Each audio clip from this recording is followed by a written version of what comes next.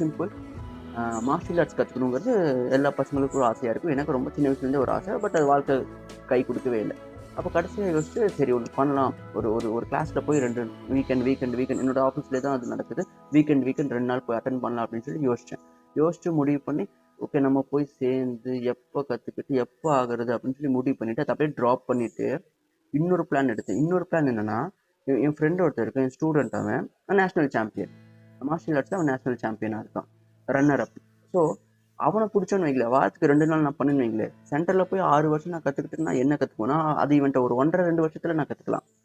அப்போ நான் எடுத்த கான்செப்ட் என்னன்னா, அந்த சிஇஓ கான்செப்டை நான் எடுத்துக்கிட்டேன். ஆனா நான் அவனை ஹையர் பண்ணல. ஏன்னா அவனை ஹையர் பண்ணா அவன் முதல்ல என்னத்துக்குமோ சொல்லுவான், முதல்ல நீ 2 நாள் எனக்கு சொல்லுங்க சார். எந்த 2 நாள் நீங்க நான் உங்க வீட்டுக்கு வரணும், இல்லை நீங்க எங்க வீட்டுக்கு வருவீங்க, அந்த 2 நாள் சொல்லுங்க, அந்த 2 டைம் சொல்லுங்க அப்படின்னு சொல்லி கேட்பான். ஸோ என்னோட இமேஜினேஷன்ல மைண்ட்ல என்ன ஓடுது, ஃபர்ஸ்ட் நான் வந்து டைம் ரெடி பண்ணணும், ஸ்பேஸ் ரெடி பண்ணணும், அவ்வளோ.